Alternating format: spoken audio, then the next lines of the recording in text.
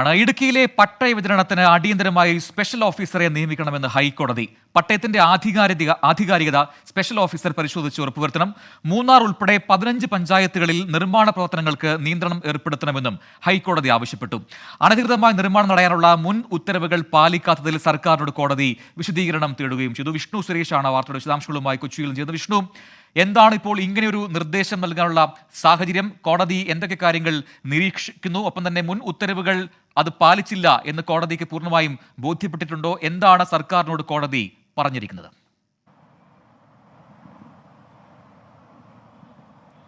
പ്രജിൻ, മൂന്നാറിലെ നിർമ്മാണവുമായി ബന്ധപ്പെട്ട് അനധികൃത പട്ടയ വിതരണവുമായി ബന്ധപ്പെട്ട് ആരും ഒന്നും ശ്രദ്ധിക്കുന്നില്ല എന്നുള്ളതാണ് അമിക്കസ് ക്യൂറി റിപ്പോർട്ട്.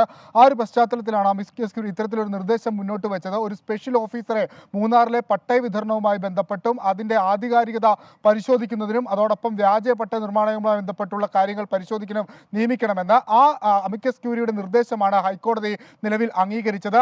അത് പ്രകാരം ജില്ലാ കളക്ടറോ അതല്ല എങ്കിൽ അതിന് മുകളിലുള്ള ഒരു റാങ്കിൽ വരുന്ന ഒരു ഉദ്യോഗസ്ഥനോ ഇത്തരത്തിൽ ഈ സ്പെഷ്യൽ ഓഫീസറായി നിയമിക്കണം. അവരെ ഈ പ്രധാനമായും ഈ റവന്യൂ പ്രിൻസിപ്പൽ സെക്രട്ടറിയുടെ കീഴിലായിരിക്കണം അവരെ നിയമിക്കേണ്ടത്. ഒപ്പം പോലീസും മൂന്നാറിലെ റവന്യൂ ഉദ്യോഗസ്ഥരും ഇവർക്ക് വേണ്ട സഹായങ്ങൾ ചെയ്തു നൽകണം എന്നാണ് ഹൈക്കോടതി ഇന്ന് നൽകിയ നിർദ്ദേശം. മൂന്നാർ പോലെ ഇത്രയും മനോഹരമായ ഒരു പ്രദേശത്ത് ഈ അനധികൃത നിർമ്മാണം കൊണ്ട് അതിൻ്റെ മനോഹാരിത നശിപ്പിക്കാൻ ഉദ്യോഗസ്ഥരടക്കം കൂട്ടുനിൽക്കുമ്പോൾ സർക്കാർ എന്തുകൊണ്ട് അതിൽ മൗനം പാലിക്കുന്നു എന്നൊരു ചോദ്യം കോടതി ഉന്നയിച്ചു. ഈ കഴിഞ്ഞ നാളുകളിലായി ഈ മൂന്നാറുമായി ബന്ധപ്പെട്ടുള്ള കേസുകൾ പരിഗണിക്കുമ്പോഴെല്ലാം കോടതി അതിരൂക്ഷ വിമർശനം സർക്കാരിനെതിരെ ഉന്നയിക്കുന്നുണ്ട്. ഇന്നും അത്തരത്തിലുള്ള വിമർശനങ്ങൾ ഉണ്ടായിരുന്നു. എന്തുകൊണ്ടാണ് ഈ നേരത്തെ ഈ ഭൂമിയുമായി ബന്ധപ്പെട്ടുള്ള കേസുകളിൽ തിരിച്ചടി ഉണ്ടാകുമ്പോൾ സർക്കാർ അപ്പീലിന് പോകാത്തത്? അത് ഏതെങ്കിലും തരത്തിലുള്ള കയ്യേറ്റക്കാരെ സഹായിക്കാനാണോ എന്ന തരത്തിലുള്ള ചോദ്യങ്ങളും കോടതി ഇന്ന് ചോദിച്ചിട്ടുണ്ട്.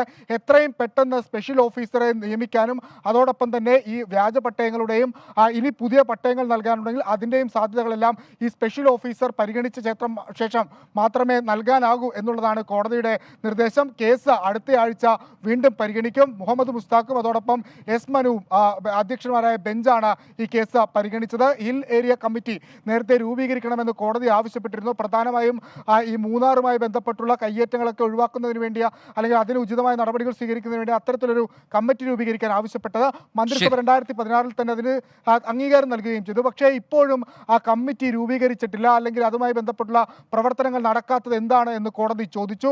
മൂന്നാറിലെ 15 പഞ്ചായത്തിൽ, ഇടുക്കിയിലെ ഒരു 15 പഞ്ചായത്തിലെങ്കിലും നിർമ്മാണ നിയന്ത്രണം ഏർപ്പെടുത്തണമെന്നും കോടതി ഇന്ന് ഒരു നിരീക്ഷണമായി പറഞ്ഞിട്ടുണ്ട്. വാക്കാൽ പറഞ്ഞതാണ്.